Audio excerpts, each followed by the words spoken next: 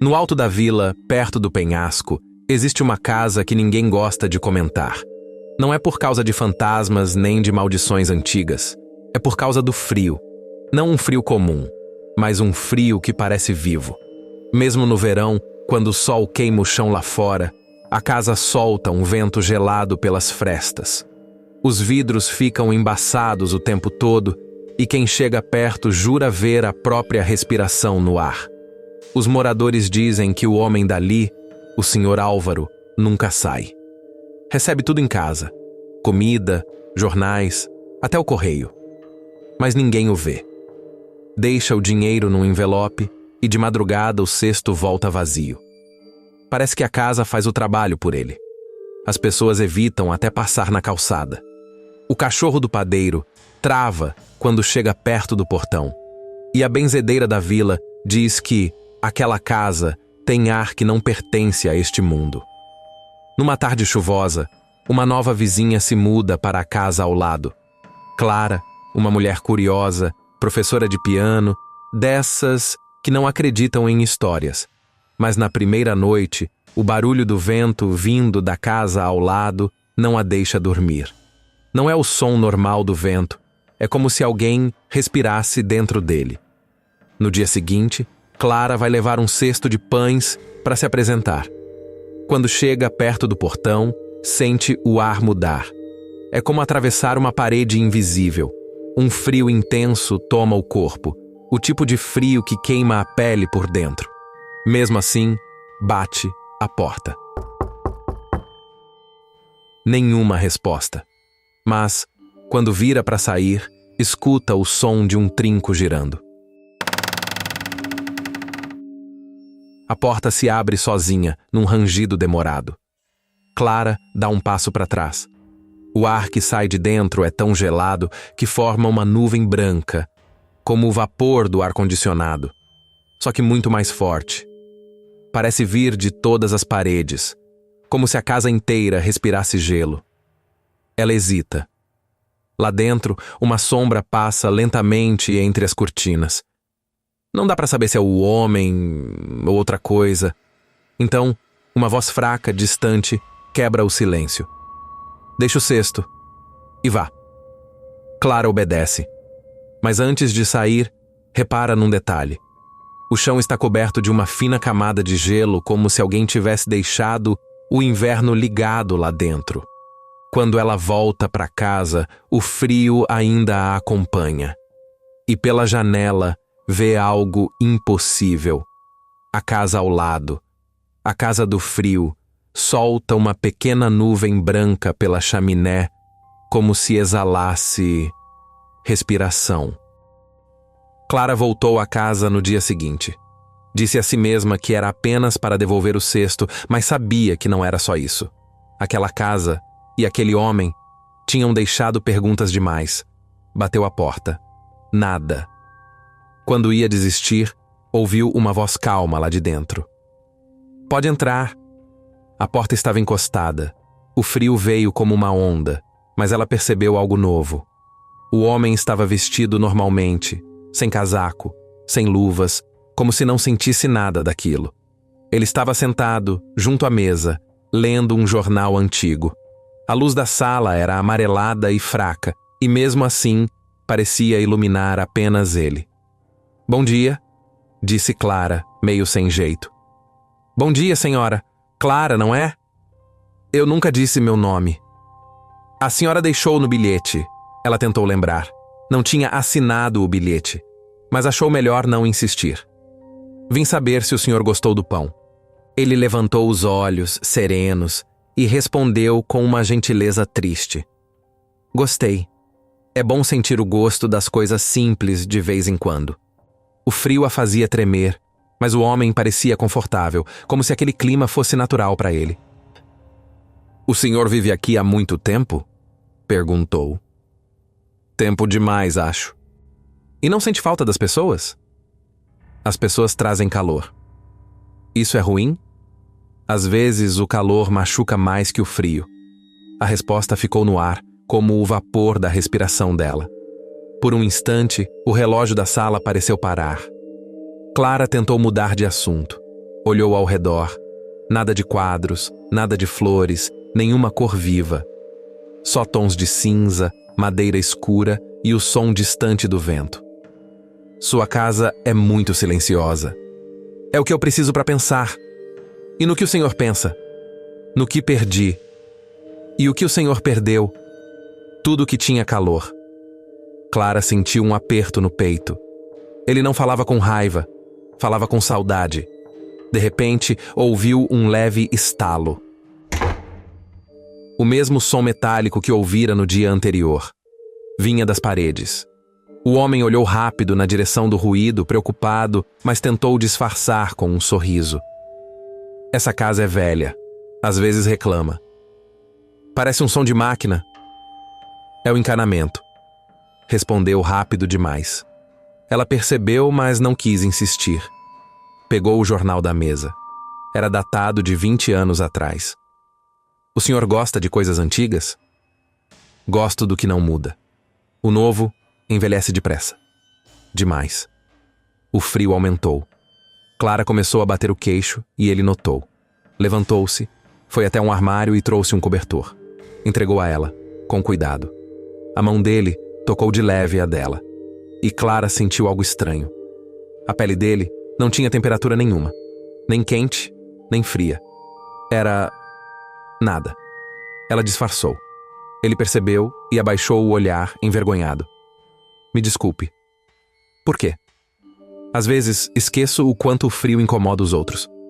O senhor podia acender a lareira. Prefiro não. Por quê? O fogo atrapalha o ar. Clara não entendeu, mas não perguntou. Havia um tom de medo na voz dele. Ficaram em silêncio por alguns minutos. Ela observava a forma como ele mexia no relógio de bolso, como se marcasse o tempo entre cada respiração. Havia algo quase mecânico naquele gesto. Preciso, repetido, constante. Antes de ir embora, ela se virou e perguntou: Posso voltar amanhã? Ele hesitou. Olhou para a janela, depois para ela e respondeu num tom baixo, mas sincero: Pode, mas traga algo quente. Não para mim, para você. Clara sorriu. Então o senhor quer que eu volte? Quero... mas não sei se devia. Por quê? Ele demorou para responder. Porque nem todo mundo aguenta o que vai sentir aqui dentro. Clara não entendeu. Mas no fundo, algo nela quis descobrir o porquê. Saiu da casa tremendo, não só de frio, mas de uma sensação nova. O medo que vem junto com a curiosidade. Do lado de fora, o ar parecia mais leve, mas o corpo dela continuava gelado. Antes que virasse a esquina, viu o homem pela janela, imóvel, os olhos tão frios quanto a casa. Clara passou a visitar a casa todos os dias. No começo, ficava poucos minutos. Depois, começou a perder a noção do tempo lá dentro. O frio não parecia mais incomodá-la tanto, e isso, no fundo, a assustava. O homem estava sempre tranquilo, gentil, educado, com aquele olhar de quem já viveu mais do que devia. Mas por trás da voz calma, havia algo diferente. Ele parecia atento demais, como se ouvisse coisas que mais ninguém ouvia. Certa tarde, enquanto conversavam, uma névoa azulada começou a sair de uma das frestas da parede. Era sutil no início, como fumaça de gelo seco, mas tinha um brilho estranho, quase metálico. Que é isso? Perguntou Clara, recuando. Ah, nada. Só vapor. A casa respira. Isso é gás? É o sistema antigo. Não se preocupe, não é perigoso. Ela percebeu que ele não mentia com as palavras, mas mentia com o olhar. Por trás da tranquilidade, havia pânico. O mesmo tipo de medo de quem teme perder o controle de algo que criou. A conversa continuou, mas o som da casa estava diferente. Um zumbido baixo, constante, como um motor escondido sob o chão. De vez em quando, uma vibração leve atravessava o piso e subia pelos pés dela. O senhor escuta isso? Escuto. Parece um coração batendo. Talvez seja. Ele sorriu de canto, mas o sorriso durou pouco. Um estalo ecoou no porão mais alto que todos os outros. O homem levantou-se de repente, visivelmente nervoso. Preciso verificar uma coisa. Posso ir junto? Não, é escuro. Há degraus quebrados. Eu não me importo. Mas eu me importo. A resposta foi seca, quase ríspida. Ele respirou fundo, tentando se controlar, e mudou de tom. Por favor, espere aqui. Não toque em nada. Desceu as escadas e Clara ouviu a porta do porão se fechar. O som que veio de lá de baixo não parecia de uma simples máquina. Eram batimentos lentos, seguidos de chiados, estalos metálicos e algo que lembrava respiração. Clara esperou alguns minutos, depois se levantou. Foi até a parede de onde vinha o vapor azul. O brilho aumentava e diminuía, ritmado como se tivesse pulso. Encostou o ouvido. Ouviu vozes, baixas, quase sussurros, mas eram vozes. Várias, falando ao mesmo tempo, num idioma que ela não entendia. Deu um passo para trás, e de repente a porta do porão se abriu com força. O homem subiu rápido, pálido como gelo. Você encostou na parede? Perguntou, ofegante. Eu só ouvi algo. Ele se aproximou, assustado, e segurou os ombros dela. A pele dele ainda sem temperatura. Nunca mais faça isso. Nunca mais. O que é isso aqui, afinal? Gritou ela. É o que me resta. Respondeu com a voz embargada. E também o que me condena. O frio pareceu reagir àquelas palavras. A temperatura caiu bruscamente e o vapor azul tomou conta da sala. Clara mal conseguia enxergar. Está vendo o que acontece? Disse ele desesperado. A casa sente. Ela me mantém. E agora, sente você também. O zumbido aumentou. As lâmpadas piscaram. E o relógio parou de vez. O homem se ajoelhou, tapando os ouvidos. E o frio rugiu como vento de tempestade. Depois, tudo parou. Silêncio. Clara caiu de joelhos, ofegante. O ar voltou a circular, mas o frio ficou. E mais forte do que nunca, ela olhou para ele. Ele chorava. Agora é tarde, sussurrou. Ela te escolheu também. Clara não dormiu naquela noite. Cada vez que fechava os olhos, ouvia o som da casa.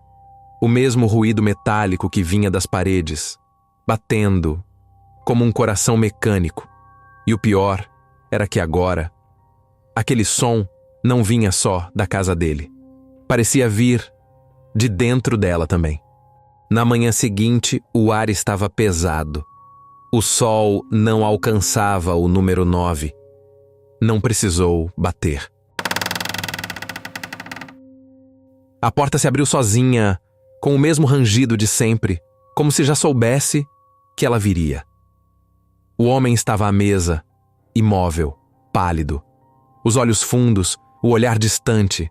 Ao redor, o vapor azul saía das frestas do chão, em jatos finos, como respiração de fera.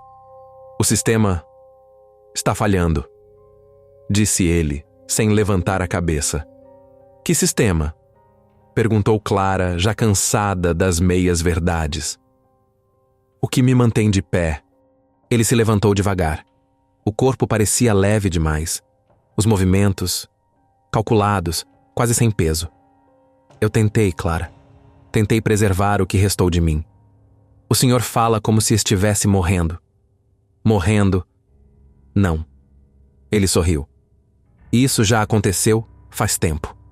Um estalo alto veio do porão, seguido de uma vibração no piso. As lâmpadas piscaram. O frio se intensificou até o ar.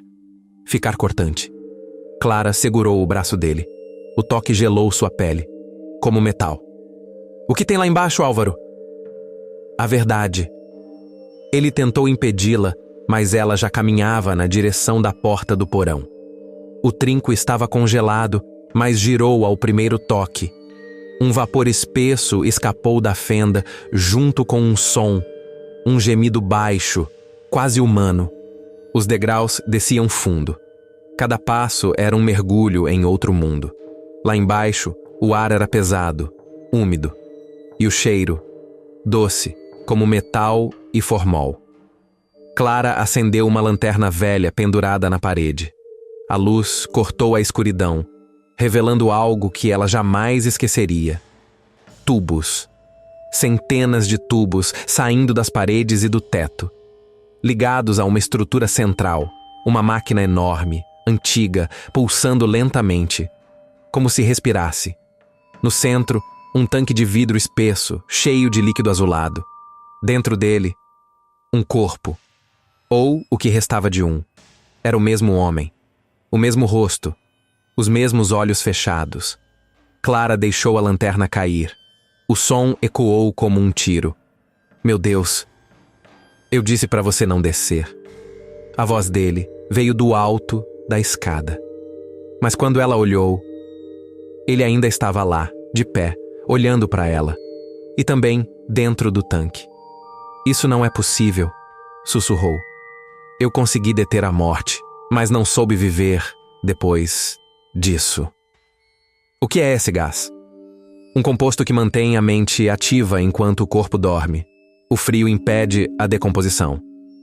Então, você é um erro que respira. O som da máquina ficou irregular. As luzes piscavam. O vidro do tanque tremia e o líquido azul borbulhava. Está desestabilizando, disse ele. O sistema sente a sua presença. O senhor precisa desligar isso. Se eu desligar, eu desapareço. A voz dele misturava medo e alívio. Eu criei essa casa para me manter vivo. Mas ela também me prendeu. O vapor azul começou a subir do tanque e se espalhar pelo porão. As paredes gemiam, como se estivessem respirando. Clara tossiu, cambaleou. O frio queimava por dentro, como se entrasse nos pulmões. Ela procurou o painel principal, cheio de botões enferrujados e alavancas. Me diga o que fazer, gritou. Vá embora, disse ele, subindo um degrau. É tarde demais para mim. O líquido azul começou a derramar pelas bordas do tanque, escorrendo como sangue. A cópia dele dentro do vidro abriu os olhos brancos, sem pupila, e o som, o mesmo zumbido que ela ouvia nas paredes. Agora vinha de dentro da cabeça dela. Clara correu, tropeçando nos degraus, tentando subir. O homem tentou segurá-la, mas o toque dele passou direto pelo braço dela, como fumaça fria. Vá, Clara, gritou. A casa precisa de mim. Ela alcançou a porta, ofegante. Atrás dela, o som das máquinas se tornou ensurdecedor. Então, um estrondo. O vidro se partiu. Um vento gelado tomou o corredor, empurrando Clara para fora. A casa parecia gritar. As janelas estouraram, o vapor azul se espalhou pelo jardim. E por um instante, tudo ficou branco. Depois, silêncio. O número 9, apagado na fachada. E a casa, morta. Clara caiu de joelhos na rua, tremendo, o corpo coberto de gelo. Quando abriu os olhos, viu o sol pela primeira vez em dias. Mas dentro dela, o frio continuava, como se tivesse levado um pedaço da casa consigo. O sol já havia subido há horas, mas a rua do número 9 continuava coberta por uma névoa fina. Não era fumaça nem neblina. Era o resto do frio que a casa exalava, como se ainda respirasse. Clara acordou no sofá de casa. Ou achou que acordou. O corpo doía, e o ar ao redor parecia mais denso.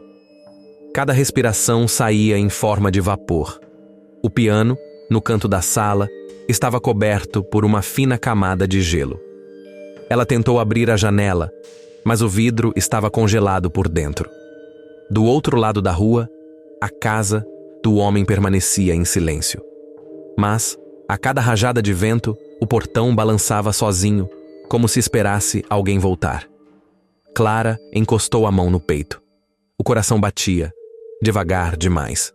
Sentia o sangue correr frio nas veias, cada pulsar mais fraco que o anterior. Olhou-se no espelho e percebeu algo terrível. O vapor da respiração não vinha do reflexo. Vinha apenas dela. O telefone tocou uma vez. O som ecoou pela casa como se fosse debaixo d'água. Mas, quando ela atendeu, só ouviu um zumbido e uma voz distante, a voz dele. Eu disse que o frio sente. Álvaro, onde o senhor está? No mesmo lugar, só que agora mais fundo. A ligação caiu. O relógio parou e o frio se espalhou rápido, cobrindo o chão como se fosse vivo. Horas depois, o carteiro encontrou a porta de Clara entreaberta. Chamou, ninguém respondeu. Lá dentro, silêncio. O relógio parado, a xícara de café ainda quente. E o vapor se movendo ao contrário, para dentro da bebida. O corpo de Clara foi encontrado sentado no sofá, mãos cruzadas sobre o colo, o olhar tranquilo. Nenhum sinal de violência. Mas os médicos jamais entenderam. A temperatura corporal dela estava 4 graus abaixo de zero e o coração ainda batia, lento, mas constante. Dias depois, a vila voltou ao normal. Quase. O número 9 ficou vazio, sem comprador. Mas quem passa por lá, nas noites sem vento, jura ver um brilho azul escapando das frestas da casa. E às vezes ouvir 2 vozes conversando baixinho. Uma masculina, calma e cansada, e outra feminina, com um leve tremor na fala. O frio continua lá.